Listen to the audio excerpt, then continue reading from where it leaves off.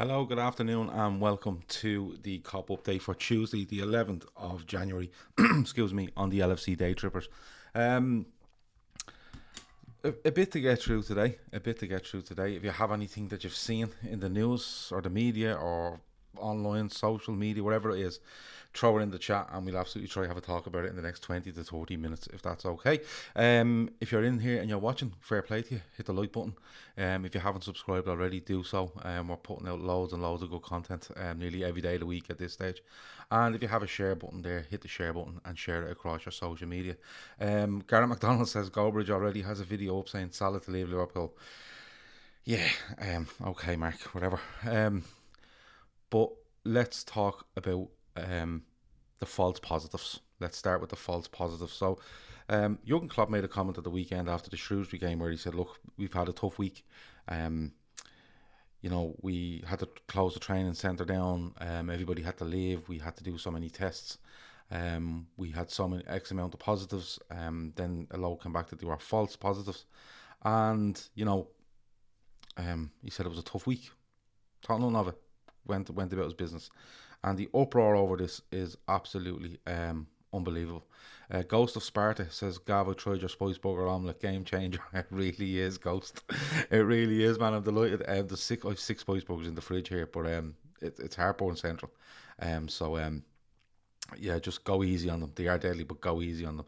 Gareth McDonald says the quiz last night was great. The boys will take some beating. Yeah, they were on top form, weren't they? They done really well to get 75% plus of the answers right was really, really, really good. Megan McCallion is in, Red Steve is in, Bejan is in. There's loads of people in. So if you're in and you're watching, as I said, smash the like button as you go. But anyway, the false positives. Jurgen Klopp makes that comment after the Shrewsbury game, and the outcry over it is unbelievable. And I just can't get over how Liverpool are being lashed out with this for being so transparent.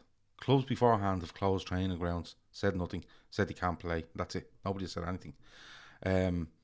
Like the other day, Leicester come out and say they've 17 players missing, and when you list 16 of them, they're all injured. They haven't said who have COVID.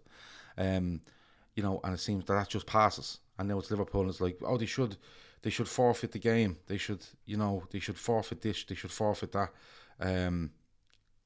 Just a little thing. This came from Simon Hughes' article to say they might be investigated. Now, the EFL have said that there won't be an investigation because they were working alongside the EFL and Arsenal, and I presume the Premier League might have had a say or had a word about it.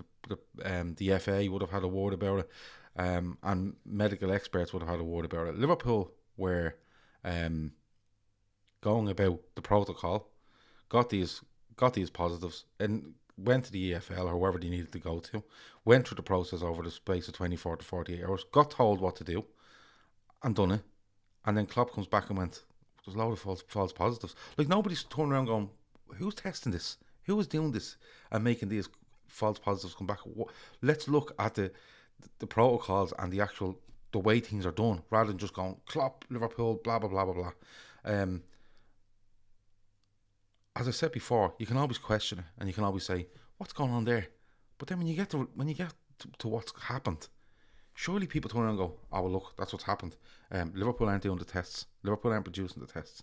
Noel Mullen says, hello all, first time to be able to join the chat. I've been listening to the Daytrippers since the first show. Good man, Noel. And you're very, very welcome. Chris Brack is enjoying the fume. Independent lab confirmed the first set of positive cases. So just to let you know, this came from Simon Hughes' article where he said there may be an investigation. And when you looked into it a bit deeper, basically this is what it said. The first round involving the use of lateral flow device, LFD tests, highlighted a number of positive cases. The second round involving a use of polymerase, I might have that wrong, chain reaction, PCR, tests carried out by an independent laboratory also highlighted a number of positive cases. But a third round of tests indicated that the players in question were in fact negative. Liverpool did not comment when asked to confirm this and to explain when the results of the third set were revealed. Well, I'm presuming the third set were revealed probably late last week. But all of a sudden, you have people saying, Liverpool have done this on purpose, Klopp has got his mini break, Klopp has got this, Klopp has got that. And he's basically tried to avoid Arsenal in a League Cup semi-final. That's all he's done. It's the only game he's missed. He's had to put out a team at the weekend. Stu Max says, can Gav replace Chris Whitty? A lot better crack with medical messaging. I don't know who Chris Whitty is, so I don't really know. Barry Devaney says, Simon News article was rubbish today. No investigation. No, there won't be any investigation. But this is what I'm trying to say. Like, by all means, question what's going on. But when you get the explanation, especially when it's such a transparent one, you have to take it as that's what it is. And I don't understand how, like, put it this way. If a month ago Spurs came out and said, we're closing down the training ground, and here's the information. We got this, and this is what happened. This is the protocol that was followed. And it probably was the protocol that was followed with Spurs. It's done and dusted. There's actually less made of what happened with Spurs and Manchester United closing training grounds and having games called off with no information than Liverpool having one game called off, right, with loads of information. You know what I mean? It just makes... It's just ridiculous. Garrett McDonald says the EFL will not investigate Liverpool after the postponement of the game against Arsenal was put down to false COVID positives. Arsenal were also in these discussions. Remember that. Arsenal were part of it. Arsenal knew what was going on every step of the way and made the agreement to change the first leg around and stuff like that. Are these questioning Leicester this vigorously, said Alex. I don't know. All I've seen on the Leicester side is that Leicester against Everton, which was meant to go ahead at Goodison, I think, tonight, has been called off. And when you've seen the list of Leicester players, and they're being upfront with who they're missing, that's no problem. They're being upfront with who they're missing. But when you read them all, it's just a load of injuries. It's a shitload of injuries. But having said that we're just going on the information that we're given. If it was a bit more transparent, it may work. But having said that, the more transparent you are, particularly in Liverpool's case, you get lashed out of it. Leicester played Watford with a decent squad. A day later, they call off the Everton game, saying COVID, injuries, etc. The reason is being swept under the carpet again. Listen, what Leicester are doing, or what United or what Spurs are doing, is what they're doing, right? We can only go on what the information we're given. Okay. When it comes to Liverpool have been very, very, very transparent from the start. Who had COVID, who tested positive, who would miss games. The training ground's being closed down because of A, B and C. Okay. Klopp comes out at the weekend and says, it was closed down, it was a tough week. This happened. Here's all the stages. And we all know who was involved in the discussions. And that's it. You know what I mean? We are Liverpool, Gav. That's why we get criticised for it. I just can't understand it. And I don't want to see this happen. But if something happens to a Premier League team next week where they go through the same process as Liverpool, okay, the same process, the same clarity on everything, okay, the same transparency, the same amount of information, will that club be getting the treatment that Liverpool are getting at the moment? And people would say, "Oh, here they go again with their their victim thing," and it's not that. It's simply you have all the information in front of you. It's over. I've seen Arsenal fans saying today, Liverpool should be a 3-0 win to Arsenal the first from last week, and this should be the second leg. We've seen this happen. We've seen that happen to teams. When? We haven't seen anything happen to teams over COVID. We haven't seen a thing happen to any team. No team has had points deducted. No teams have been, the only thing you could say is some teams were made to play when they probably had an argument not to play. I'm thinking Leeds in particular. But when it was looked at, Leeds was a shitload of injuries. They had got some COVID, but it was a shitload of injuries. That was the problem, right? The COVID numbers from Liverpool have been out there from the very start, and I just can't understand how, when it comes to Liverpool, why is this always the case? Well, why is it just, now, don't get me wrong, it could be a lot of people, just a lot of Arsenal fans getting upset, because they seem desperate to play the weakest side they can find. Now, this is the same Arsenal fans that were telling you last week they beat Liverpool starting 11 anyway, the sort of way. And the pressure's absolutely heaped on them now, because if they don't get out of the semi-final into a final and win it, they will go trophyless again for the season. And top four has to be their target, and they'll try to talk themselves into the fact that top four isn't their target, and they're in progression under Arteta. Lee Gunner speaks on this, and he speaks about how much he spent and how many players are actually his. So it's one of those. But listen, we won't go on too long about it. I've wasted 10 minutes on that when we shouldn't really, but the only I'm trying my best not to bite on this, and it might look like that's a fucking stupid thing to say because you've spent 10 minutes talking about it. But when it comes to social media and stuff, I'm not even answering people on it because I'm like, look, I'm only entertaining something that's absolutely ridiculous. Trent is positive. Yeah, Trent is a positive case, and he's out. You know, and there's other players that are positive and they might be back, but they might not be. We don't know because we don't know. Actually, the one thing we don't know is how many positives they had last week.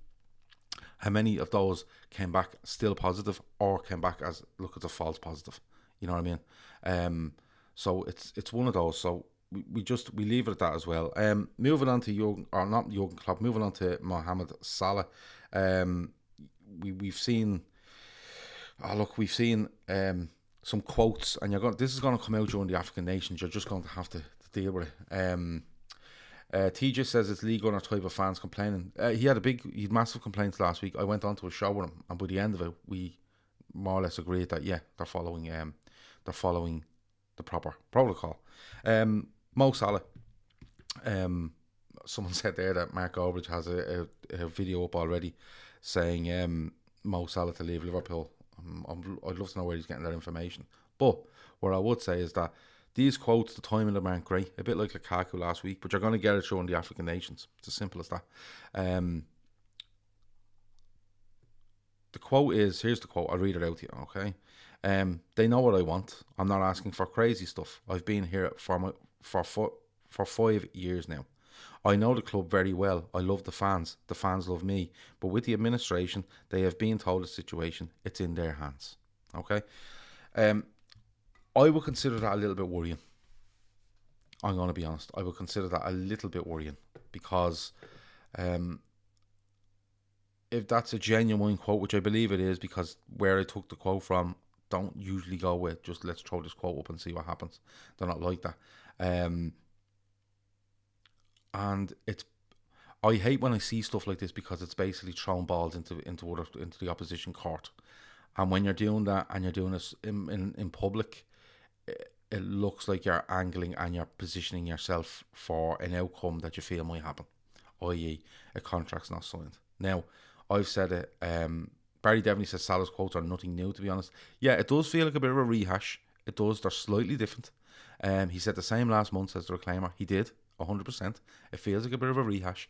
I will say that. But the timing of them isn't great. They're slightly different to the quotes, I think, that we read probably 3 or 4 weeks ago. And I'm starting to get a little bit worried. And I've said this going months back, that once you clear January and you're into 18 months, don't worry about the year left, because the year left, I think the decision will be made before then. But I think we're in a window now where Liverpool have 5 months to sort this out. And the longer we get into that 5 months, I think it's a little bit worrying. Kev says it's a quote from an interview done back in November, apparently. There are always quotes done in the past. It's the timing of them when they come out. And, you know, you won't see Liverpool make any comment on it. You probably won't see his representatives make any comment on it. They'd be quite happy for it to get out there.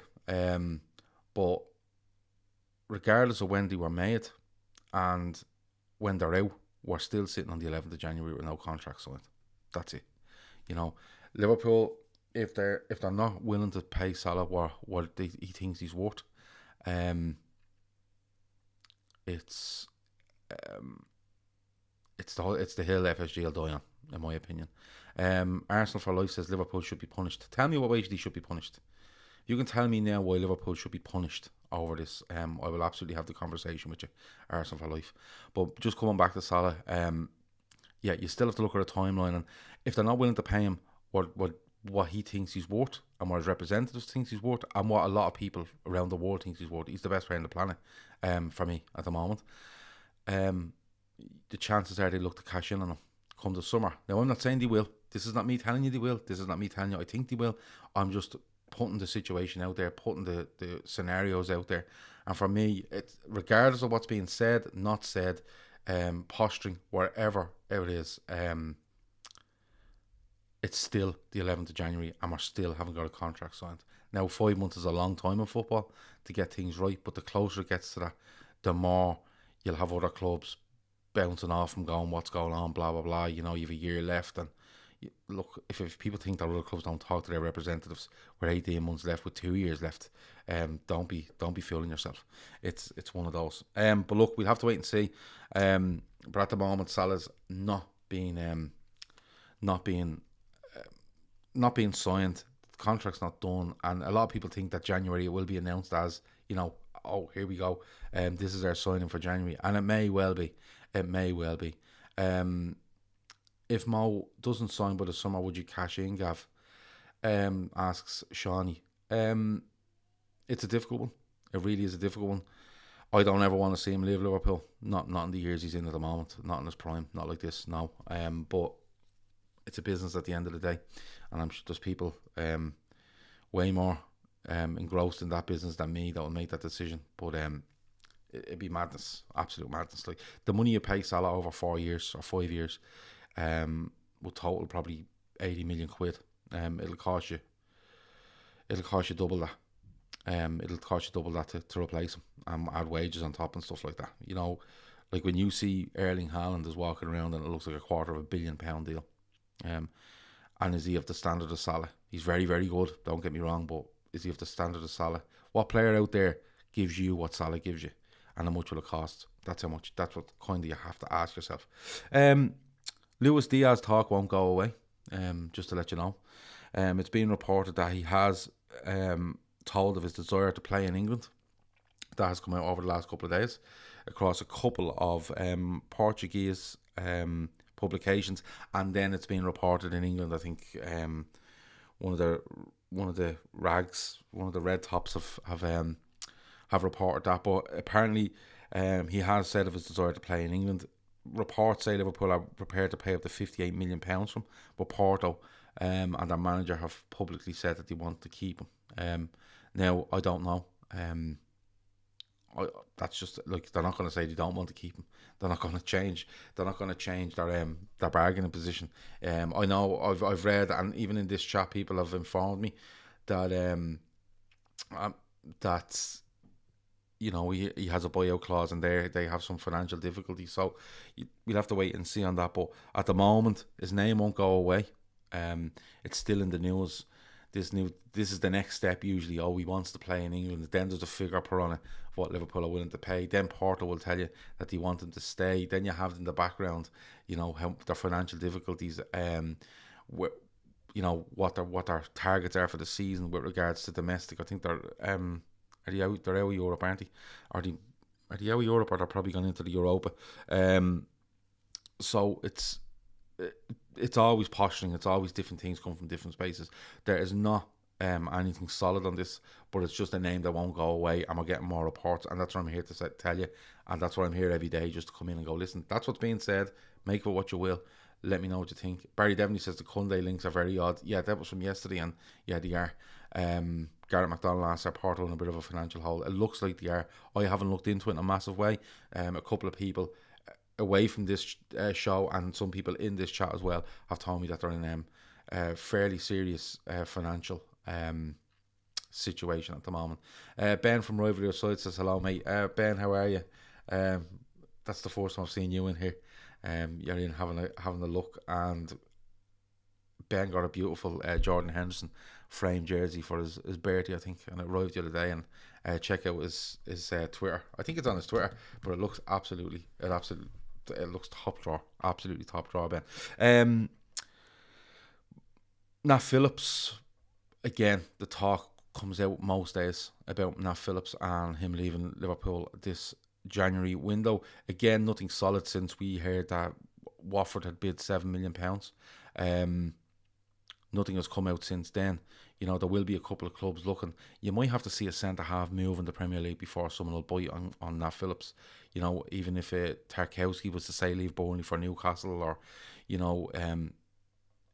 even if Lewis Dunk was prized away from Brighton, something along them lines, you might see something more solid on Nat Phillips. But Watford at the moment look like the only club that have made a bid of £7 million. So we'll have to see what happens there. That's the starting bid, but I think Liverpool will want close to double that, even if it's a full 15, or it's 10, 11, 12 or add-ons. I think that's where it's going. But Liverpool have been linked with a Hamilton academical defender called Jamie Hamilton, 19, defender. They've been linked with bringing him in this window. Young player, young potential. It looks like he would be brought in to go into the 23s to earn some experience there, but keep an eye out for that name. Highly rated, apparently up in Scotland, has done really well with them. So just keep that name on your radar. We will have a look in that in the next couple of days to see if anything more comes over. That was something I just seen quickly today. I think it was Kev threw it at me earlier. So that one is that one there, Jamie Hamilton from Hamilton Academical, 19 defender. Keep an eye on that one. That was, as I said, it came in really late today, and I just threw it on the list to throw that name out there. And we see how it goes. But Nat Phillips at the moment, nothing solid on that. And there's been nothing solid on an in or out. You know, I've seen Kevin Phillips, I think, might have been interviewed saying about Divock Origi, saying it's a no-brainer that Newcastle should go from, especially if they're being linked with the likes of Chris Wood. He's saying, look, apparently Liverpool are making him available for 7 million. I don't believe that. And then you couple that with the fact that other reports are saying Liverpool won't sell Origi unless something special comes along. You know, what Kevin Phillips is saying, look, he's used to playing in big stadiums, in front of great support, you know, in pressure games. He gets goals. He makes sense for Newcastle. The fee wouldn't be astronomical. The wages wouldn't be a problem. But again, I think Divock Origi is the key to most things in the movement in Liverpool this January, if there is to be any.